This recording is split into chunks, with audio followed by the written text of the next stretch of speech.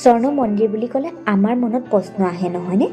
সঁচাকৈ জানো ইমান ডাঙৰ মন্দিৰটো সোণৰ হয়নে নে অন্য সোণালী ৰংহে? বন্ধু বান্ধৱীসকল, আপোনালোকে জানি আচৰিত হ'ব যে এই মন্দিৰত ৰাতি কেতিয়াও নহয়, দিন ৰাতি সকলোতে হয় নহয়নে? কিন্তু অমৃতসৰ স্বৰ্ণ মন্দিৰ বা হৰি মন্দিৰত 365 দিনৰ প্ৰতিদিনেই আৰু এদিনৰ 24 ঘণ্টাই পোহৰ হৈ থাকে। সূৰ্য অস্ত গলেও আচলতে স্বৰ্ণ মন্দিৰৰ নিজৰ ৰশ্মিয়ে পোহৰাই ৰাখে। সেইকাৰণে কোৱা হয় তাত কেতিয়াও ৰাতি নহয়। এই মন্দিৰত 4টা প্ৰৱেশদ্বাৰ আছে, পূব, পশ্চিম, উত্তৰ, দক্ষিণ। এই 4টা প্ৰৱেশদ্বাৰৰ অৰ্থ হ'ল সকলো ধৰ্মৰ বাবে মুকলি। ইয়াত সকলো সম্প্ৰদায়ৰ ভক্ত সমাগম হয়। এই ধুনীয়া মন্দিৰটো কেতিয়া কোনে প্ৰতিষ্ঠা কৰিছিল তাৰ আঁৰৰ কাহিনীটো জানিব মন গৈছে নহয়নে? বলকচোন নিৰ্মাণৰ কাহিনীটো শুনি লওঁ। স্বৰ্ণ মন্দিৰ পঞ্জাৱৰ অমৃতসৰত আছে। এইটো শিখসকলৰ মুখ্য গুৰুদ্বাৰ। মন্দিৰ বুলি কোৱা হয় যদিও আচলতে শিখসকলৰ গুৰুদ্বাৰহে। স্বৰ্ণ মন্দিৰত কোনো পূজা নচলে। এই স্বৰ্ণ মন্দিৰতে আছে শিখসকলৰ মূল ধৰ্মগ্ৰন্থ হাতে লিখা গ্ৰন্থ চাহিব। ইয়াত অকল গ্ৰন্থ চাহিবৰ পাঠহে চলে। বন্ধু বান্ধৱীসকল, এই মন্দিৰৰ স্থাপত্য হিন্দু আৰু ইছলামিক শৈলীৰ ওপৰত নিৰ্মাণ কৰা হৈছে।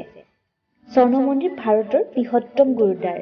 এই মন্দিৰৰ কাষতে আছে স্বৰ্ণ গম্বুজ বিশিষ্ট 5মহলীয়া আকাল তখত অৰ্থাৎ চিৰকালৰ দেৱতা ভৱন। ইয়াত গ্ৰন্থ চাহিব ৰাতি সুৰক্ষিত অৱস্থাত ৰখা হয়। এই মন্দিৰৰ বাবে ৰামদাসক এটা পুখুৰীৰ সৈতে মাটিখিনি মোগল সম্ৰাট আকবৰে দান কৰিছিল আৰু 1574 চনত নিৰ্মাণৰ কাম আৰম্ভ হয়। 1601 চনত মন্দিৰটো সম্পূৰ্ণ হয়। এই মন্দিৰৰ নিৰ্মাণৰ পৃষ্ঠপোষকতা কৰিছিল ৰঞ্জিত সিঙে। হিন্দু আৰু মুছলমানৰ স্থাপত্যৰ সমন্বয়ত মন্দিৰ নিৰ্মাণ কৰিছিল, যিটো নাম দিছিল হৰি মন্দিৰ। বন্ধু বান্ধৱীসকল, এই মন্দিৰৰ আধাৰশিলা স্থাপন কৰিছিল লাহোৰৰ পৰা অহা এজন মুছলমান ব্যক্তি হজৰত মিয়ান মিৰে। এনেদৰে ক্ৰমান্বয়ে হৰি মন্দিৰ আৰু অমৃতসৰ শিখসকলৰ তীৰ্থস্থান ৰূপে পৰিগণিত হয়। এইখিনিতে এটা কথা নকলে আধৰুৱা হৈ ৰব। ৰামদাসে এই পুখুৰীটোৰ নাম দিয়ে অমৃতসৰ। তাক এটা প্ৰকাণ্ড সৰোবৰলৈ ৰূপান্তৰিত কৰে। এই সৰোবৰৰ নাম অনুসৰিয়ে নগৰখনৰ নাম অমৃতসৰ হয়। আফগানী জেনেৰেল আহমেদ শ্বাহৰ আক্ৰমণত স্বৰ্ণ মন্দিৰ ধ্বংসপ্ৰাপ্ত হয়। তাৰ পিছত 1830 চনত মহাৰজা ৰঞ্জিত সিঙে মাৰ্বলেৰে 3মহলীয়াকৈ নিৰ্মাণ কৰে আৰু ইয়াৰ তামৰ গম্বুজ আৰু ছালখন 400 কেজি সোণৰ পাতেৰে মেৰিয়াই দি নিৰ্মাণ কৰে। এই মন্দিৰটো প্ৰথমে সোণৰ নাছিল, পাছতহে 400 কেজি সোণ দি নিৰ্মাণ কৰা হয়।